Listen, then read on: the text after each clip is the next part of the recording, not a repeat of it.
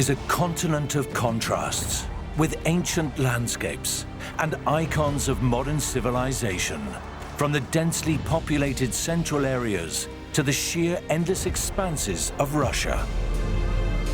It's home to invaluable natural monuments, from the highest peaks of the Alps to the coast of the Great Ocean. Geologist Colin Devey is on an expedition across Europe. It's a huge continent and there's lots to discover.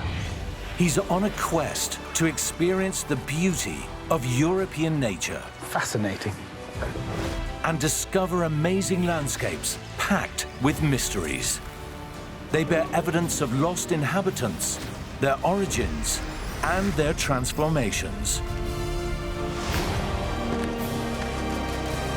Accompany Colin Devey on a journey through the natural history of a continent, from prehistoric beginnings to the present day.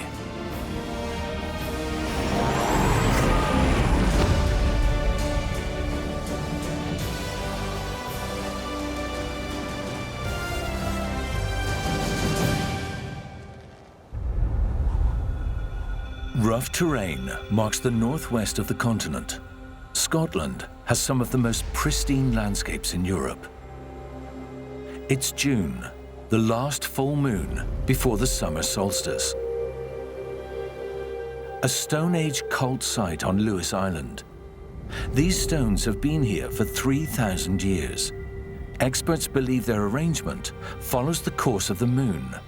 They emit a special magic, especially now in the bright summer nights.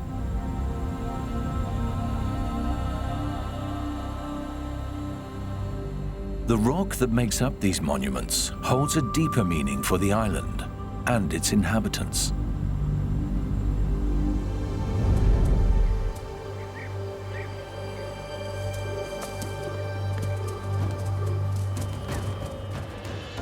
It's the basic substance of this landscape. People built their houses from it as protection against the changeable weather. The robust rock also provides shelter for many animals. Large populations of seabirds breed on the steep cliffs, such as common murres, whose young are now hatching.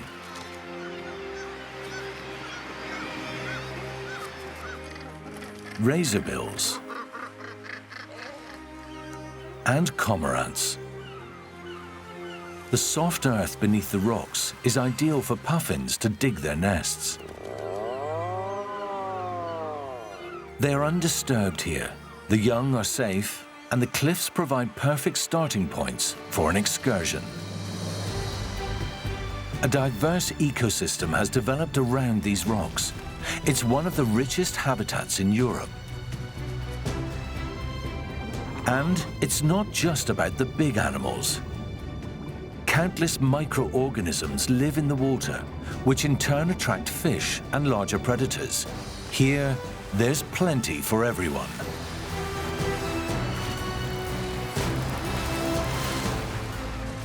The northern gannet pierces the deep at high speed to catch prey.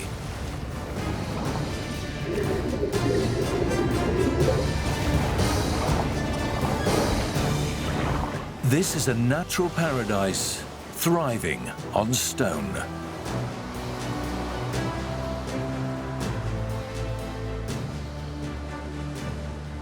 Welcome to the beautiful island of Lewis.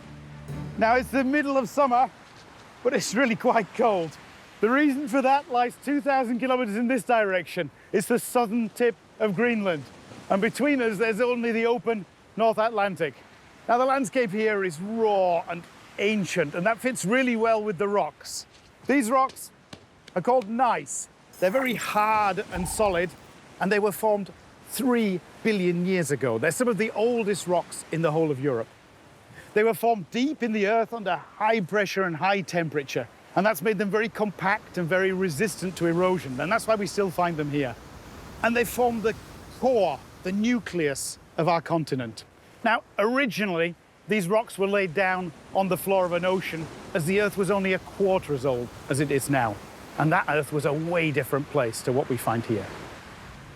Even rock changes.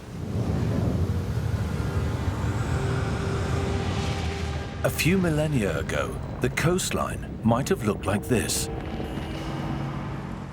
This rock gate does not yet exist.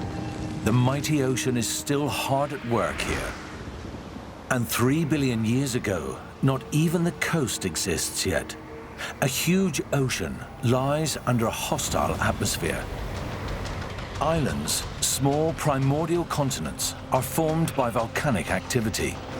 And something's happening in the ocean. The chemical composition is right. As the perfect combination of nearly infinite variables align, the first life forms emerge. So far, they are only simple organisms, the first steps of evolution. That's when it happens. In the depth, the Lewis gneiss begins to form under extreme conditions. High temperatures and immense pressure shape the stone, which today is one of the oldest in Europe. This is how the first chapters of European natural history were written in the sea.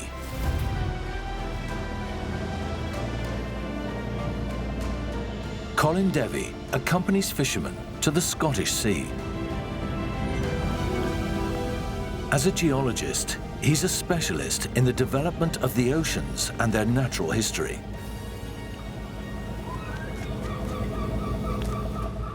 So the core of our continent was produced 3 billion years ago. That's an impossible amount of time to grasp, isn't it? But even then, there was an ocean. And life on Earth probably developed in that ocean. And even now, the creatures that live in the ocean are very old types of life. Hopefully we're catching some of them right now. I'm terribly interested to see what these guys are going to bring on board. Since the emergence of Lewis gneiss, life on Earth has developed rapidly. And the ocean still holds traces of that development. With every catch, fishermen capture a piece of prehistory.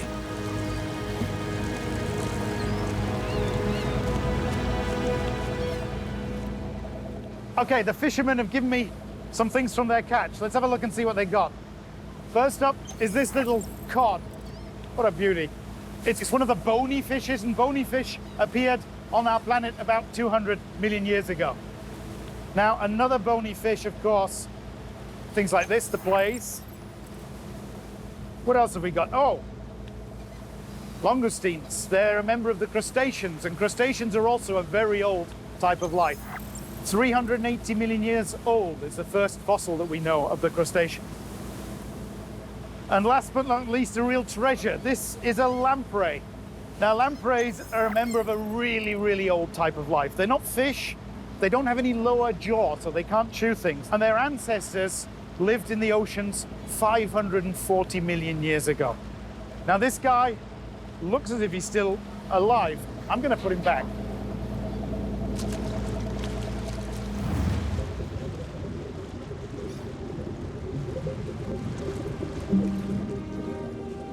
A truly peculiar prehistoric animal, the lamprey, an elegant swimmer in its familiar environment.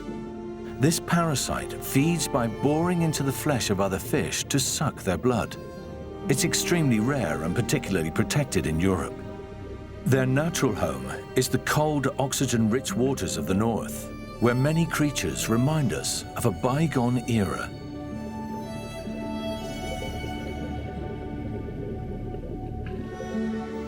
Prehistoric animals are widespread, like the crab or the moon jellyfish. The basking shark also seems like a relic from the past. These majestic animals roam thousands of kilometers through the sea every year. But what did the ocean really look like over 500 million years ago? Plants have already lived in the sea for a long time now, but animals are rapidly catching up. Mysterious worms leave their traces in the sediment of the seabed. Jellyfish are the first animals to swim through the sea with their own muscle power. Predators appear, many of them strange arthropods with claws and compound eyes. An amazing variety of trilobites live on the ocean floor. They have robust exoskeletons that protect them from predators. All main groups of the animal kingdom develop at this time, including the ancestor of the lamprey. It possesses a special innovation of evolution, a spine, that provides stability and bolsters its locomotion. Sharks came later in evolution, but these sea dwellers, so different in age and size, still meet to this day. For the basking shark, the lamprey is an annoying parasite. Scotland's waters are richly populated with prehistoric animals. Perhaps this explains why some legends have persisted through the generations. It's a strange and kind of mystical place, isn't it, Loch Ness? I remember when I was a kid, we came here with the family on holiday, and my parents went swimming in there. Not a chance that I would have joined them. And even now, I'm not going in. Although, of course, as a scientist, I know there is no such thing as monsters. Geologically speaking, this is also a very interesting place. At about the same time as those creatures that we've just seen were developing out in the oceans, here, two continents were colliding. Let's have a look. On the one side, there's Laurentia. That's what we now call America. On the other side, Baltica. That's Norway and Sweden. And they collided right here, producing a huge mountain range. Now, I can tell you about it from down here, but I can show it to you from up in the mountains.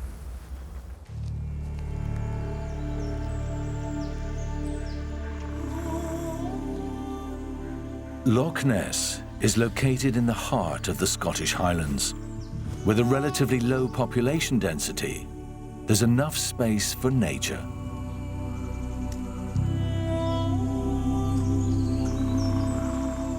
The ascent is steep, and soon the forest thins out. Colin encounters the inhabitants of the raised bogs. Here, where the black grouse fight in early summer, the typical landscape of the Highlands blossoms.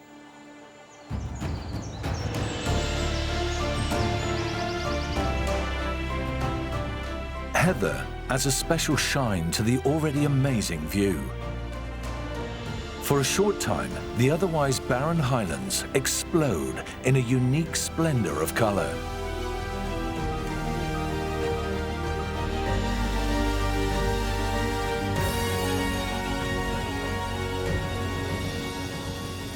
Well, that climb was worth it.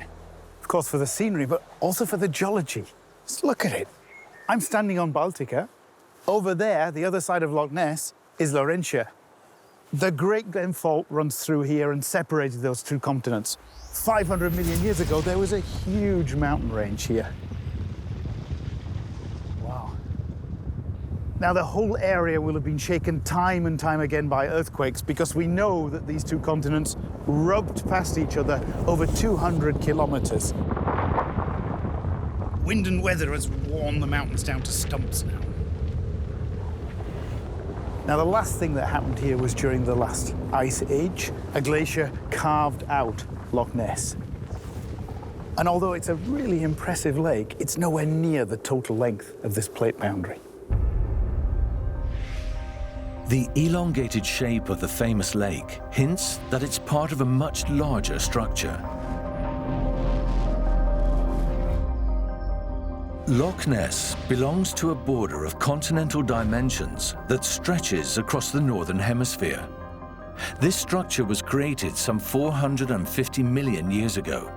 The collision of two old continents led to the formation of Europe's first primeval mountain range, the Caledonides. The romantic landscapes of the Scottish Highlands still bear witness to the former high mountain range.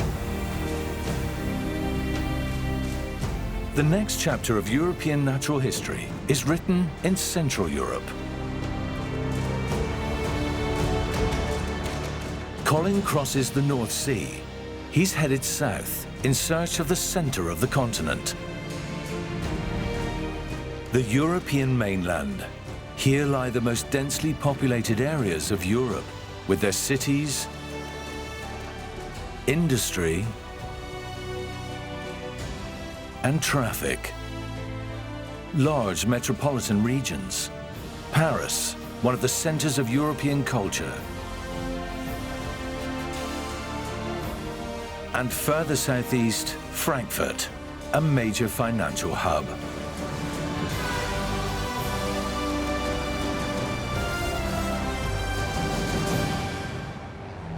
However, the geographical center of the continent is further east.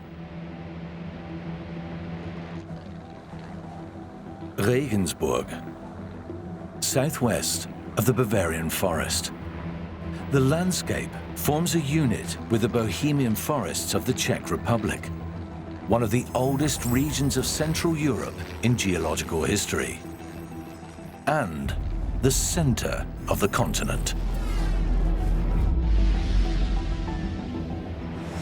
On a small mountain, the Tillenberg.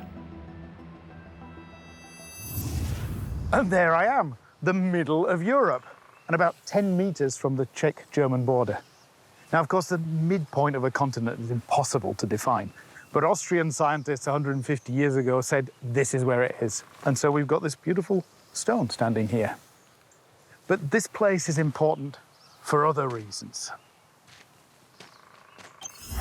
350 million years ago, two continents collided here. And for the first time ever, Europe existed as a single unit. At the same time, a massive mountain range was built, probably the largest mountains that this planet's ever seen, and they formed a band around half the globe. The remains of these mountains can still be found all over Europe, mostly not higher than 1,800 meters. But nevertheless, these Mittelgebirge, as they're called, running all through Europe, are some of the most beautiful landscapes we have.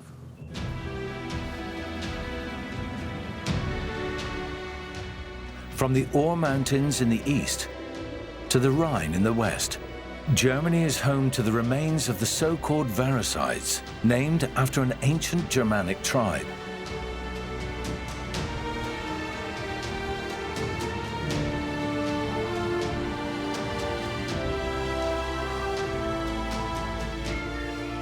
They're a welcome retreat for wild animals in the otherwise densely populated area.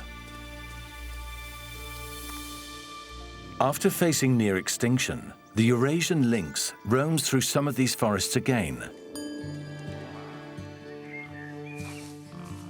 The wild boar is a different case altogether. It's among the most adaptable of all wild animals and can be found almost anywhere. In September, stags gather in the clearings for the rutting season.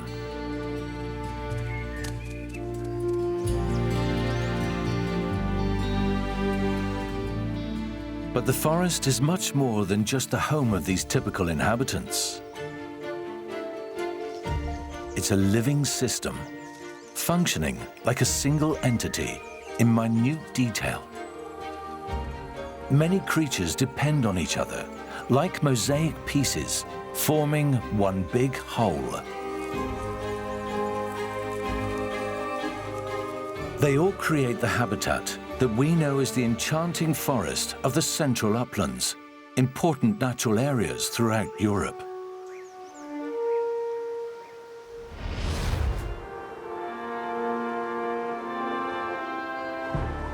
The Massif Central in southern France.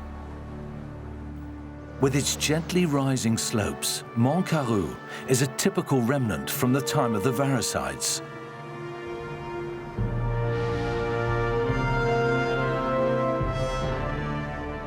Today, only about 1,000 meters high. A perfect home for wild sheep, mouflon. These graceful animals are often seen on Mont Caru. They search the Eric River Valley for food. The Massif Central is a popular destination for hikers, an exciting stage for Colin Devey's research. The Gorge d'Eric offers hints to the great past of the Varicides. So how can we know that these gently rolling hills are all that remains of a once gigantic mountain range? We can look back into the past in this gorge, and the rocks will tell us something about how big the mountain range really was. The water has done a remarkable job. The constant force of the stream has hollowed out the rock massif. The gorge leads several kilometers into the mountain. 350 million years ago, these rocks formed the base of the highest mountain range of all time. So we're now right in the middle of the mountain, and the rocks are telling us everything we need to know about the enormous pressures and temperatures they've experienced. The high pressure has made the minerals separate from one another and produce this banding, and the high temperatures caused these big white crystals to form. The temperatures were in some places so high that the rocks started to melt. If we look up behind me here, you see this white vein. It's magma produced deep underground and pressed out of the rock, and it's flown up towards the surface. Gives us some impression of how huge this mountain range must have been. The traces of the magma flows are everywhere.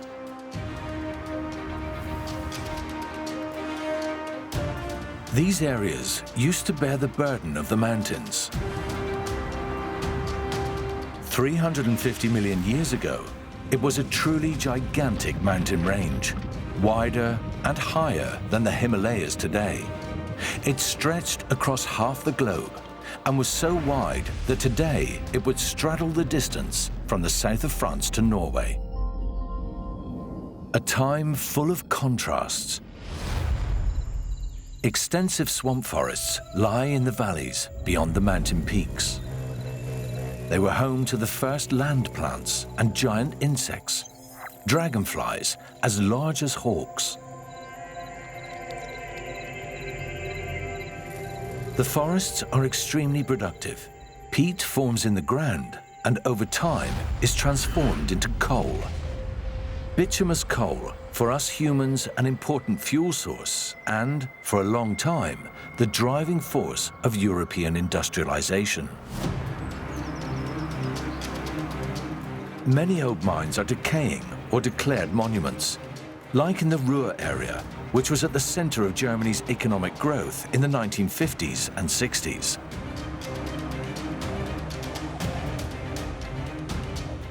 Globally, coal extraction is still on the rise. It's estimated that the black coal reserves formed over millions of years will last for only another century.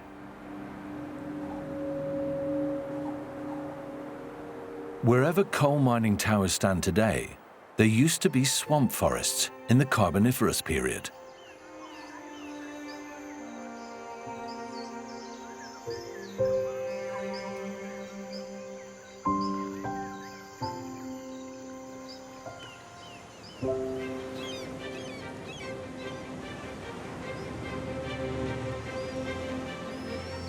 Portugal, the westernmost point of mainland Europe.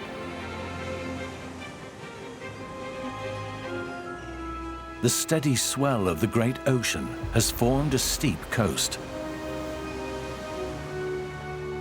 On the cliffs, relics of the past come to light. The coast is more than 150 million years old.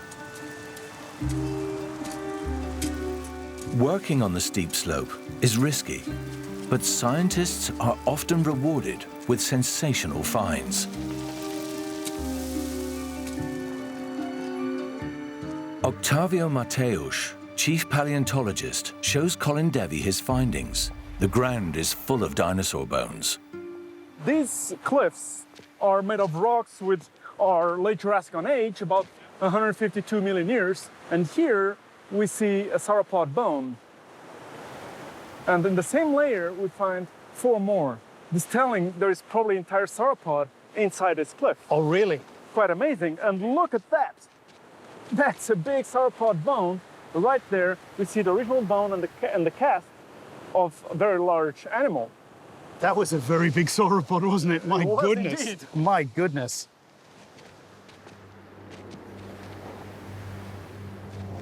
It's one of the largest bones in the body of any vertebrate, a femur. And the femur's owner was one of the largest land creatures ever to set foot on our continent. A truly giant quadruped. It lived in the tropical coastal landscapes. In the late Jurassic, these habitats are very common almost everywhere in the world. Temperatures worldwide are higher than in modern times. Similar to today's elephants, sauropods have massive column-like legs that stand directly under their bodies to support the enormous weight. Over 35 tons and up to 30 meters long.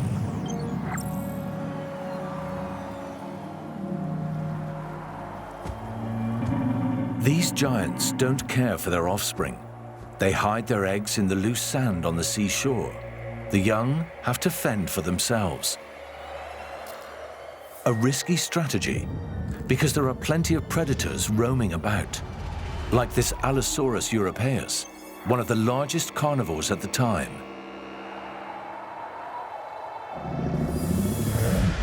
It's the heyday of the dinosaurs. They will rule the Earth for over 170 million years, an extremely long reign, during which their world and our continent changes dramatically.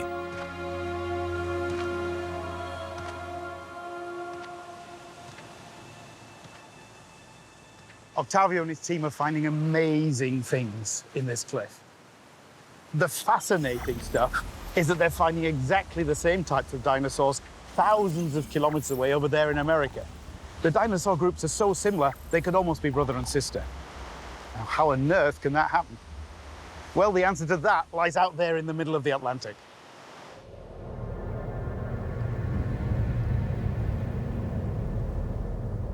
The European and American coasts are more than 5,000 kilometers apart. And in the middle of this sheer, endless expanse is an abundance of life. A sperm whale, the largest toothed whale on Earth.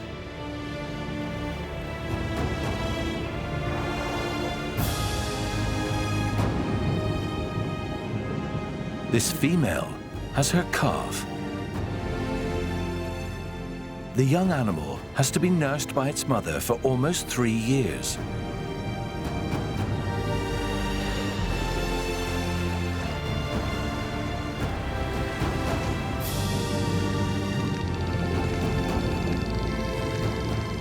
But they are not alone.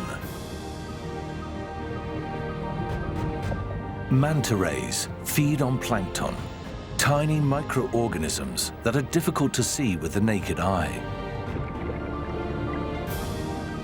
And with them come many other fish, attracted by the nutrient-rich waters. The smaller fish, in turn, are followed by big hunters.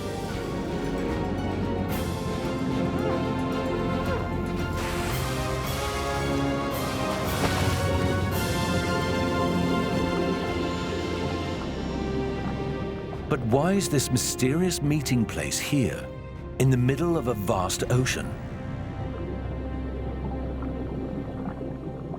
It's these rocks rising from the sea floor, called seamounts. Nutrients are flushed up seamounts from the depths, making these waters extremely species rich, from microscopic plankton to myriad fish.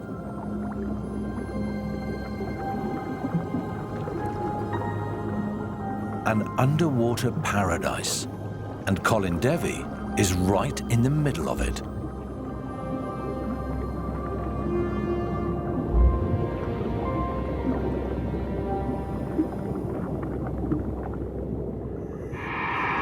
It's amazing how many fish there are here. Oh, and there's quite a current. I could hold on tight. This is a biodiversity hotspot. And the reason for that are these rocks. They create an environment that attracts the fish. Absolutely astounding. Situated in the middle of the Atlantic Ocean, the sea mountains offer protection and refuge to many marine animals. Between the rocks, there are numerous hiding places and caves. But how was the rock formed? So, I've had a look at these walls, and they're made completely of basalt lava. I'm in the lava tube that's been opened up by the waves, because I'm on the top of a volcano. Deep below me is really intense volcanic activity, and that's built this whole mountain. I'm gonna go and have a look around.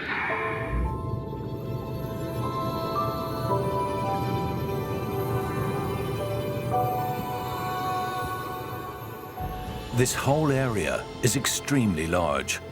Colin's position can only be determined from a distance. The rock face is only a small point at the top of a mountain. The mountaintop, in turn, is only part of a massif. A whole mountain range. The longest mountain range on Earth, the Mid-Atlantic Ridge, crosses the Atlantic Ocean, stretching 20,000 kilometers. But not all peaks end underwater. Some break through the surface.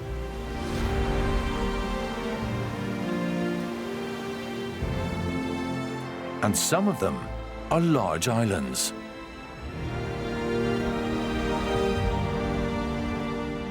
The highest peaks of this undersea mountain range are well known to us. They are the Azores.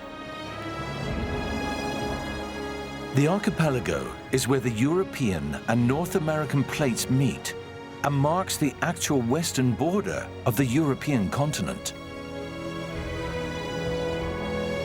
The highest peak rises 2,350 meters above sea level, the steep tip of the island of Pico.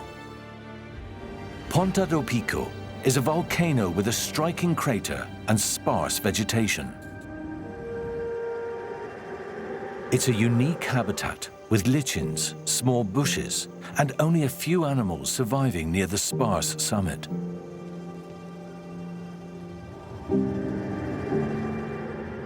The lower regions are covered in enchanting subtropical rainforests.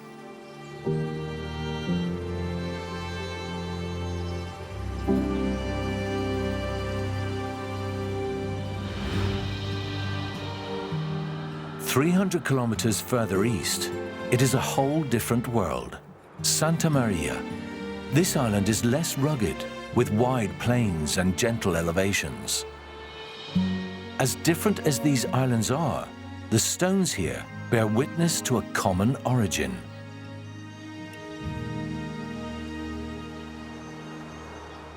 This is a piece of basaltic lava, and you find pieces like this all over the Azores Islands because they're all volcanoes. But they look really different. The reason for those differences have to do with different ages, and age is really important in the Atlantic. Let's look at that in a bit more detail. This is the present-day Atlantic seafloor. Now, let's turn the clock back 240 million years. Europe and America are part of a supercontinent that we call Pangaea. If we let time run forward a little bit, we get to 220 million years. And the first little bit of water appears in the middle of that supercontinent. It's the birth of the Atlantic. And from that time on, the Atlantic is going to grow. Europe and America progressively move apart from one another. At 8 million years, a tiny little point appears in the middle of the Atlantic. That's Santa Maria. The other Azores islands appear one after the other. And at 300,000 years ago, Pico pops its head out of the water. And that's the reason why they look so different. There are 7 million years between those two islands. Every bit of the Atlantic seafloor has its own specific age. In the meantime, there are 5,000 kilometers between America and Europe, or, as a geologist would say, over 200 million years of Earth's history. Like the entire Atlantic, The Azores were formed on the mid-Atlantic ridge, the young island of Pico, as well as the oldest island in the Azores, Santa Maria, whose mountains have already been worn down by millions of years of erosion.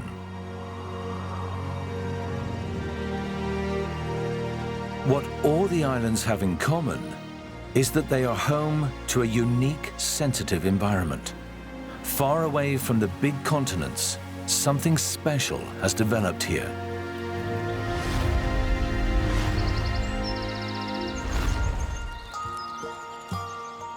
Tarfius, a bark beetle, is one of the smallest inhabitants.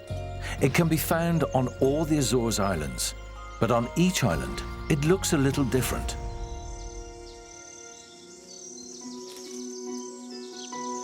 The Azores bullfinch, also known as Priolo, is a finch that only exists here. These ancient islanders live side by side with the chaffinch, which was brought in by settlers, just like the Madeira lizard.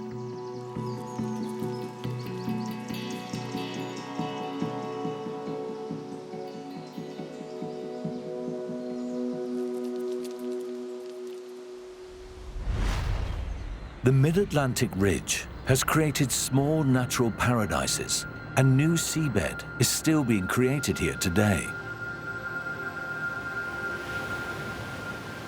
The west coast of Portugal was separated from America 220 million years ago. Since then, the distance between the continents has been growing by several centimeters each year. The great predator, Allosaurus, lived in Portugal 152 million years ago.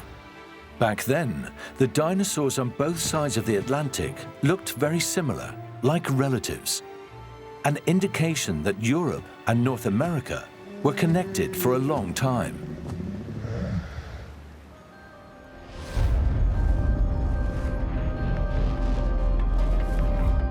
The Atlantic Ocean has had a crucial influence on the development of the European continent.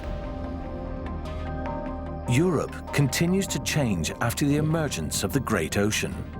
With temperatures rising worldwide, much of the continent is underwater, an island world. Its extent from west to east, however, already corresponded to the distance from Portugal to the Urals today. Colin Devey has set himself a goal: to walk through Europe from the southwest to the eastern border, an exciting journey through nature and time for the geologist. He crosses the Tabernas Desert in southern Spain and reaches the shores of the Mediterranean.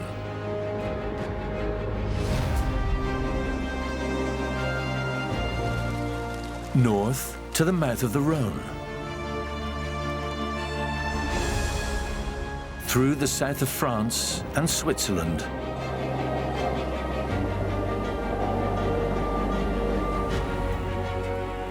then to the foothills of the Alps,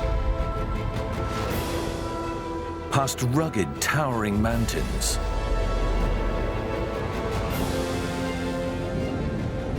followed by the extensive woodlands of the low mountain ranges, where winter arrives halfway through the route. Along the Masurian Lake District in Poland. It's only east from here, an enormous stretch through the forests of the Eastern European plains.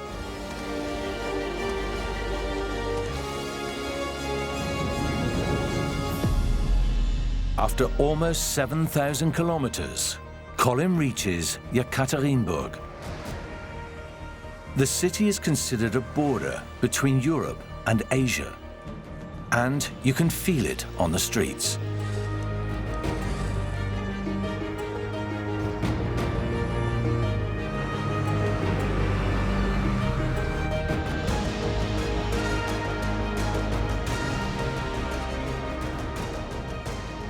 A gigantic column just outside the city is the final destination of Colin's journey. Okay, I'll be honest with you, I didn't walk all that way in one go. even if I seem to have been going for quite a long time. At the end of the walk through this beautiful forested plain, you come upon this column. And this is really quite a rarity because it's a geological monument, and there aren't many of them on this planet.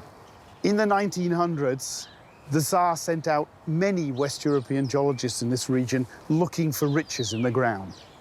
And amazingly, they found exactly the same types of rocks here as they knew from their homelands thousands of kilometers away. That is right up until this point, because here there's a fundamental change in the way the Earth is put together. To commemorate that, they put up this monument in 1837.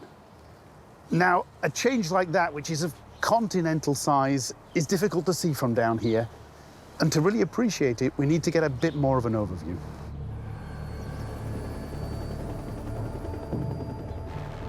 That's because the junction from Europe to Asia is enormous.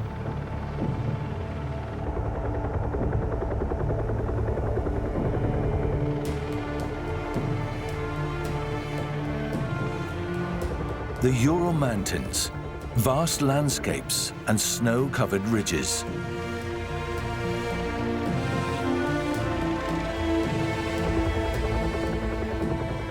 Far up in the north, a mountain relief becomes recognizable.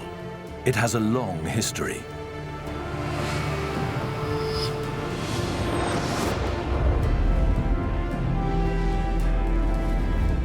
A look back into the past.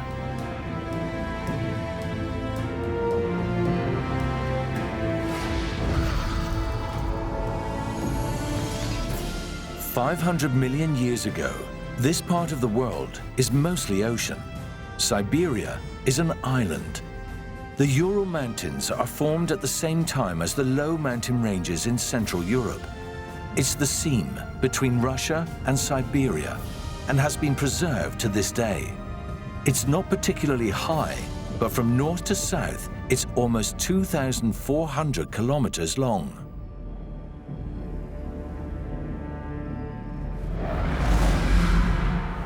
Colin and his crew have been dropped off. He's looking for a famous rock formation situated in the middle of a high plateau in the northern Urals.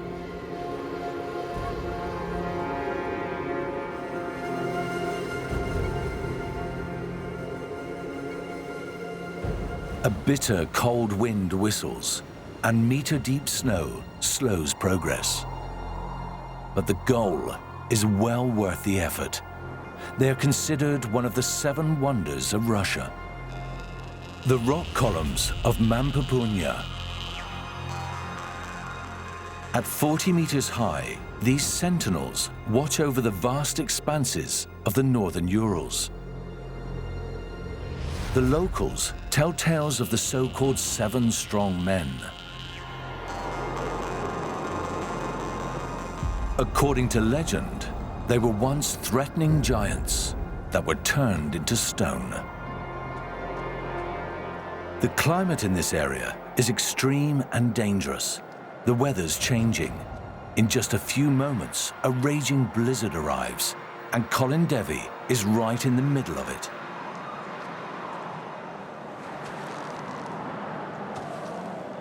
Sudden weather changes are not unusual in late winter.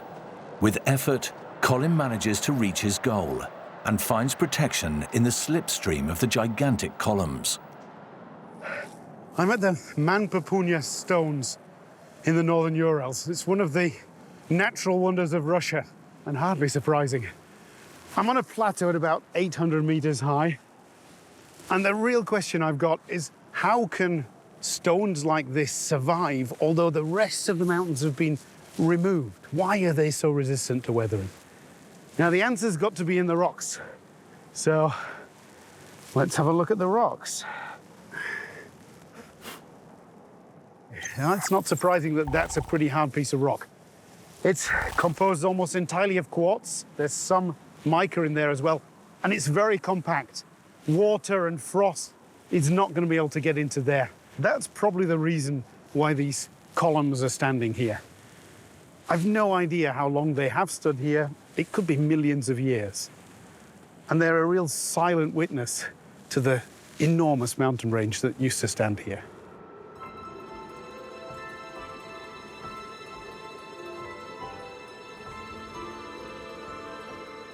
These resilient stones stand on the edge of the largest contiguous primeval forest in Europe, situated in the Komi Republic. Many large mammals live here, most of which have become extremely rare in Central Europe.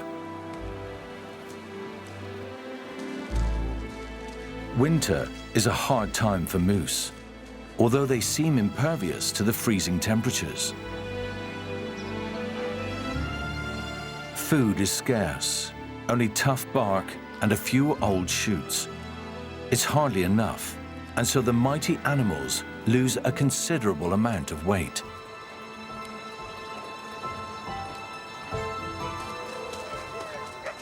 Wolves are also at home here. Now in winter, they have to roam vast areas to catch prey. Food is only available under a meter-thick layer of snow. The fox takes what he can find. Winter is hard on these animals. However, they have all developed strategies to survive the cold in this extreme region. A region that once knew vastly different conditions.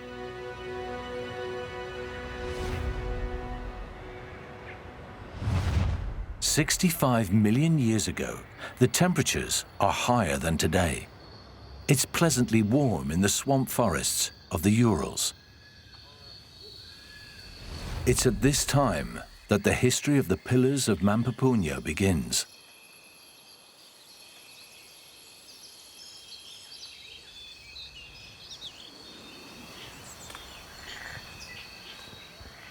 Change is imminent. Flowering plants have been around for some time. Now, they are entering a lasting partnership. Bees help pollinate and spread flowering plants in exchange for pollen and nectar. And the world is still dominated by old animal groups.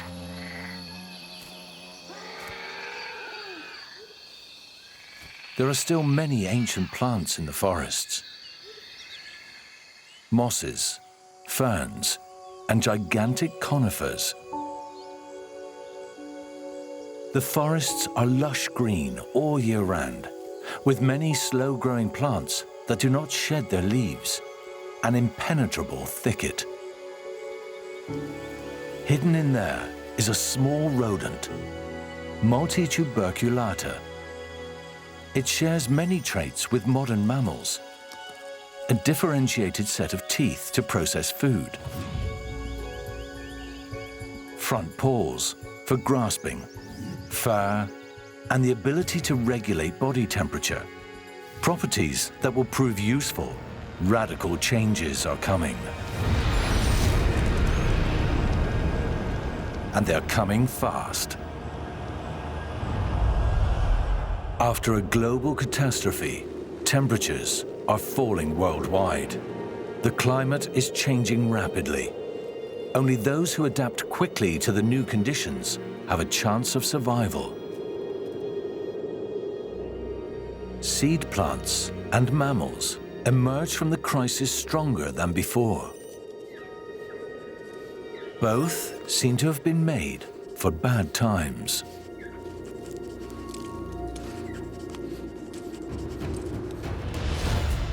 For many mammals, the forests of the Urals are still a safe haven.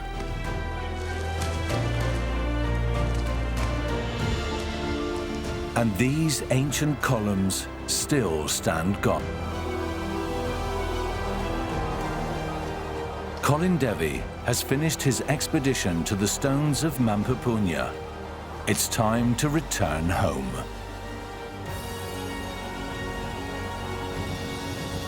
Yeah, we've seen lots of Europe already, from the extreme northwest corner to here, where Europe butts up against Asia. It's a huge continent, and there's lots to discover. It's really worth taking the time to go out and look in detail. I have to go back to Germany tomorrow morning, but I'm going to spend a nice evening now with my new Russian friends in front of the log fire in this cozy wooden hut over here. See you next time.